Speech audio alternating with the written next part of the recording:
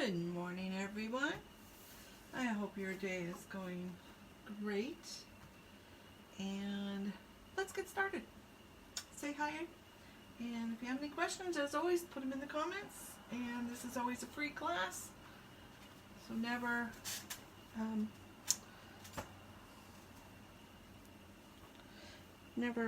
accept anything else. Wow, my brain just went, whoa. Is it really Friday? Yeah, it feels like Friday. So today, if you caught my message, I told you that I would be sharing artwork that I had created for this brand new catalog. And I thought I would start with that, and then we'll have a few little techniques. So, this is the first page of a layout that I made. And I love these colors, they're so pretty. I changed it up just a little bit.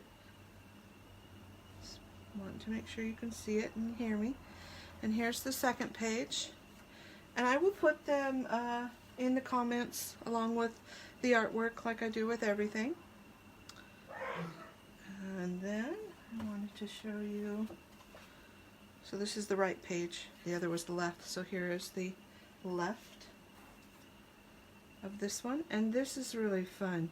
This is using our new pearls, liquid pearls, and I just made a circle with a pencil and then dotted my little liquid pearl, let it dry, erase the circle. So there's the left side, and here's the right side. So I just wanted to share with you some of the things I did, how I did them. Again, this has the black liquid pearl on it. This is a little tag, and I changed kind of the orientation, added this tag. I had already used a sticker, so I used a different one. And there we are. And now I'm going to go through and show you a little bit more artwork. So, stamp of the month for November is that lovely one, S2011.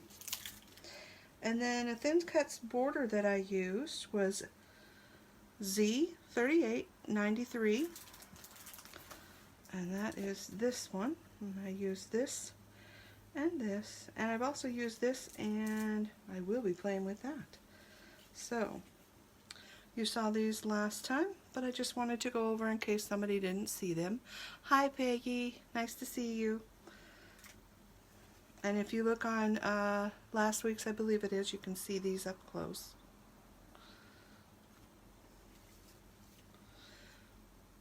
This is the rose gold glitter paper, and this I just punched it out with a 1/4 inch hole punch of this rose gold glitter paper. Markers to color, and I don't know if you can see. Good morning, Peggy. Okay, catch up with it on the replay. Be safe. So there's some glitter in there, and this is a little baby stamp, little foof, as my friend Rebecca says, little foof. Okay, and then here is the make and take that we did. So you can see that I used this, and then we cut part of this, and I also used some of the Serenity paper, and it's got a bunch of shimmer on it, and I showed them, I've shown that technique before where you put it on a block, splash it off. So there's some of the artwork.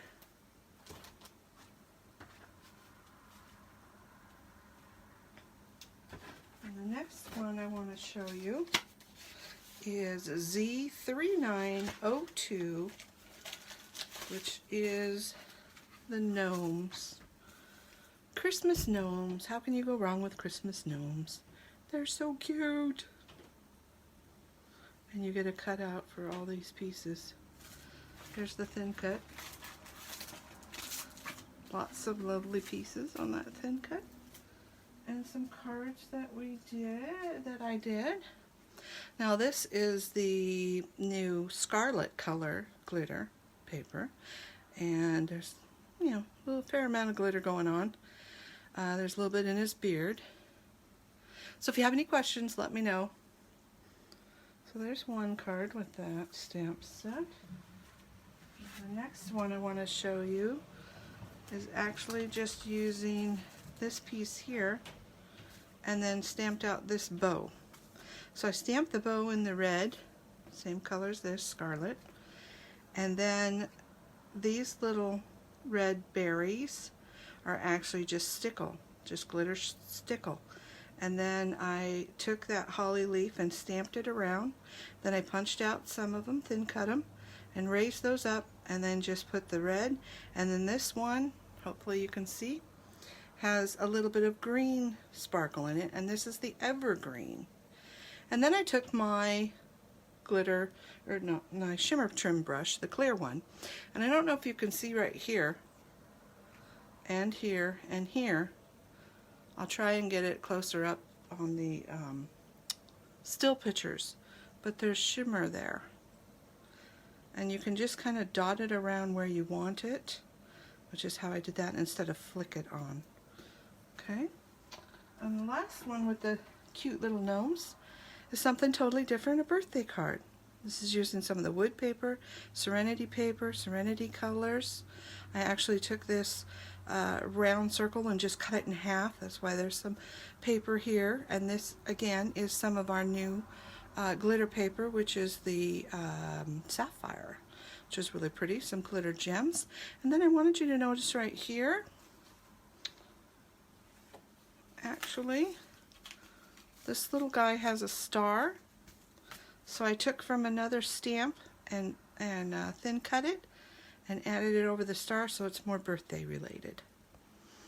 Okay, I colored it in with markers, added some shimmer brush on this right here, and I believe right there. And there we go. Okay, so that's some of the artwork. Then I have some other ones, Christmas cards that I will put down below because it's a lot to show.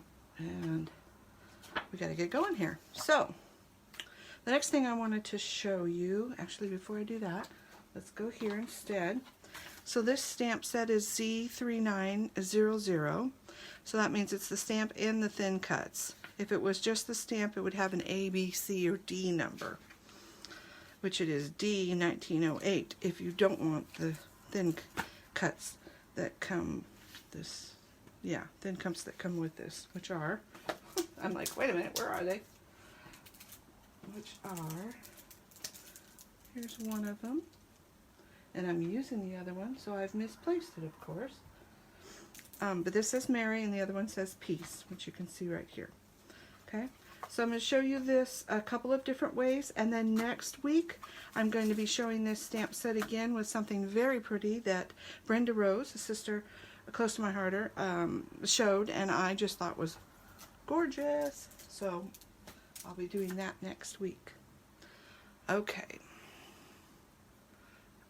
Oh, you're heading to Branson. Oh, well, have a good weekend. All right. So what I did for this card is a little bit of masking and some of that stamping. So let me show you quickly how I got this, hold it up for you, how I got this peace word, okay? So in that stamp set is this little texture piece. So we're going to stamp that up, and then we're going to take it over, and there's two ways to do this. You can see that this one looks a whole lot different than this one. And what I did was I sponged it.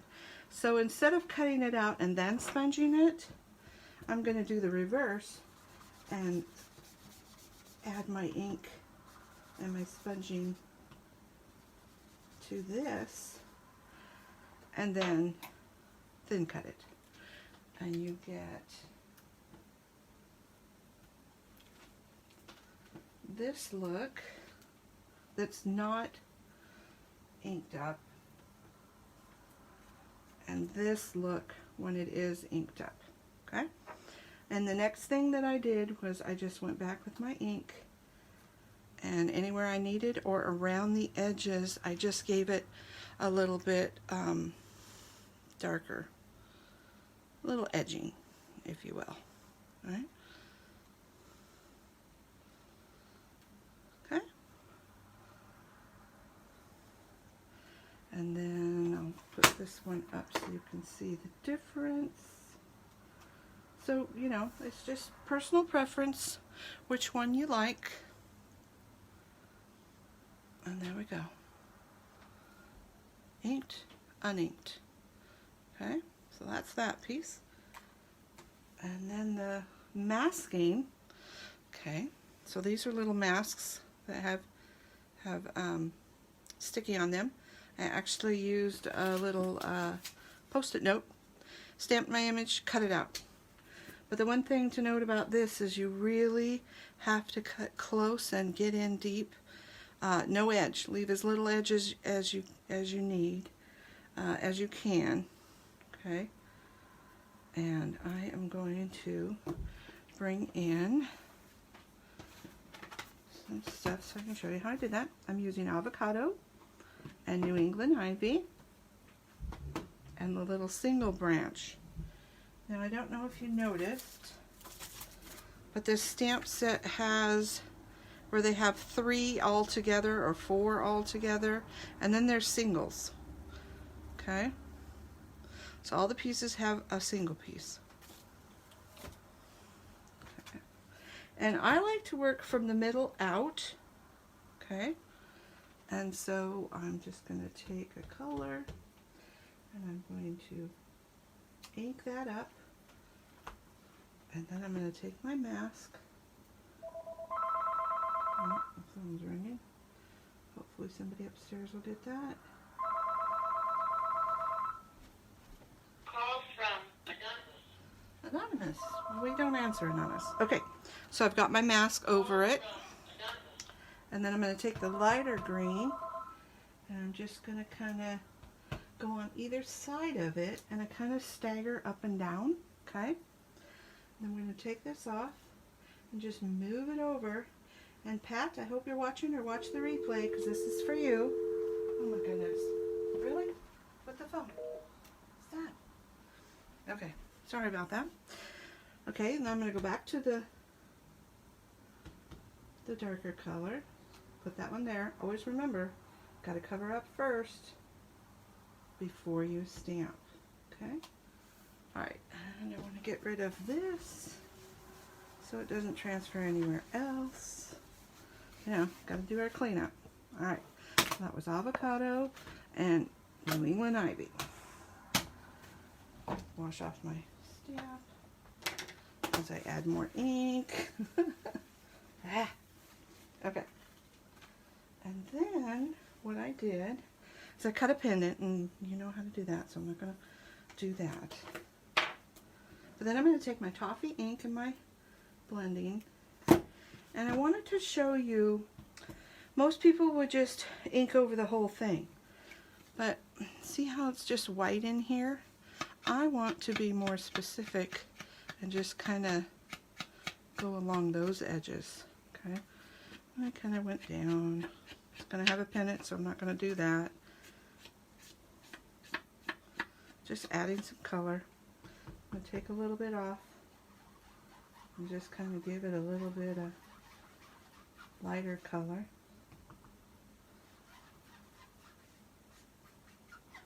Not over everything, okay? Just add a little bit. And the more that you work it into the paper, the softer it looks. And there we go. Make sure we do our, whoops. Those things are round and they go everywhere. Sometimes. Other times they behave quite nicely. Alright, so that's how our masking turned out. And a little sponging. But I like to leave a little white too. So going back to the card, you can see that soft sponging. I added a little bit of glitter paper. This is from the mix-ins, and I also added some ink just to blend that in, and then I put some shimmer trim on there. Hopefully in the stills you can see that. Okay? Alright, So that's masking. Next, and I've got glitter all over and it's going to be everywhere. That's okay. So next I want to show you a card kit that's in the new catalog, which is Jingle Joy Card Kit. So there's your papers, your cards, your exclusive stamp set, and you also get the silver stickles. Okay? Don't need that. Or that. So you can't get this stamp set any other way. And it does have thin cuts, which is always lovely. So when you're looking at a stamp, here's that stamp that I used for the little gnome to cover up the star. It's that one right there. It was nice because I just had to thin cut it and put it on top, stamp it and put it on top. So when you're looking at your stamps, you can see that this holly does not have this black outline like this piece did. And so all of these that have the outlines, you know that those are thin cuts. You can also look at the front and see that, and here's where I put my extras. So anything with that color is your thin cut. Okay? And I just think this looks like a coffee cup. It's probably a wine bottle or gift package thing. I don't know. Anyway. That's neither here nor there. So this is the card kit instructions, and they're very well done. And I took these examples and I took the Serenity paper and the Serenity colors and I just made those exact ones. And this actually has a little bit of mix-in. So this is that one. This is, hopefully you can see these, that one there. And then this one is this one up here. And this one is right here. And I'm going to show you this background and this background. That's what we're going to do next with the oxide inks and a little twist to it. Alright, so you might say, okay, how do you know that they used oxide inks? Well, these are such nice instructions that when you go to the back, it tells you what they used and how they used it. Over here, the same thing. So we're going to start with this one. And if you just kind of look at it and you do your own thing, that is how I made this one. But then I went back and kind of read the instructions. It's always a good idea to read the instructions.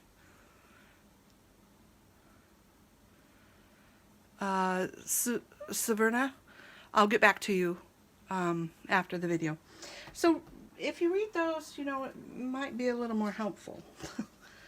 So what I did on this one here, it says to use the abandoned coral ink with a blending tool and then drop some water on so that way it oxides and gives you that sparkly or kind of oxidey look. But what I did was I used just our regular Bluebell ink because again I was changing the color.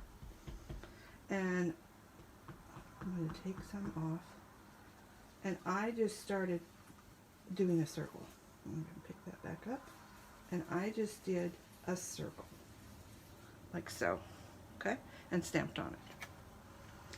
But it says to use oxide inks. And on the Christmas cards that I'll be doing later, it says to use the candied apple.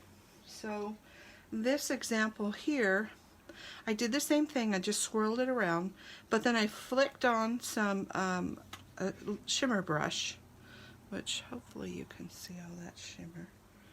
I hope. And then I dropped some water on it and dried it, and that's how I got that oxidation. So you can see that there's misty ones and big drops, so it kind of goes with the sparkle.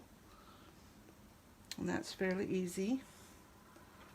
And then this one is doing it the way you're supposed to in the book, so I will show you that. So what it says in the book is take your piece of paper, take your lid off, have yourself some water. Not good to spray water in your face. Have yourself some water, okay? And I have a water brush that's pretty much dried. And it says to rub this over your paper, which leaves you with extra ink here, and then you just go over it and pull it down. And there again, start with a little water. You can always add more. It's harder to take it away. And the less you add, the less bubbles you get. And then if you need a little more, you can just put it on your mat. I just want to kind of blend that out a little bit better. And this is oxidizing it as well. All right, so there we go. So that's how you were supposed to do it. Again, I'm going to pick up all this water, clean off my brush a little bit. Clean all this up. And it just kind of gives you that chalky ink look, if you will. Sometimes you need more water. See all that color? And now this one, because I didn't show you the one, that's still wet, excuse me a minute. Let's get that dried. Okay. So since I didn't show you the block, I thought I would show you now. So shimmer brush, always shake them till you hear that bead mixing up all of the glitter. Okay. Hey Linda, good morning. All right. So when I take it off, I always pull from the top and the bottom. It has a push, but that's only when you need more ink or more shimmer. See, and it's so juicy that it's spilling over already. So that's why I put it on a block. Now you can just tap it, but then it goes everywhere. And when you have it on a block, you can kind of more easily direct where you want those drops to go. And if I want bigger drops, I just do it like this. And hope for the best, because it's just going to go where it wants to go. Okay? So that is how you get some shimmer and some big dots and some little dots. Okay? And then the look that I showed you before, how I did this one, was that I did all of that, and then I went back and just wet it with some water. And then you set that aside, and as it sinks into the paper, it'll give you those little dots of color, which I don't think I got any on the part I needed. Let's turn that around and do that again. Okay, there, now I know I got it. Yep, there it goes, there it goes. So see, you can watch this as it soaks into the paper. It does its oxidation. Oxidizes. See how it's changing that color? It's even up here, depending on what you spray, if it's a misty spray or a droplet spray. So there you are.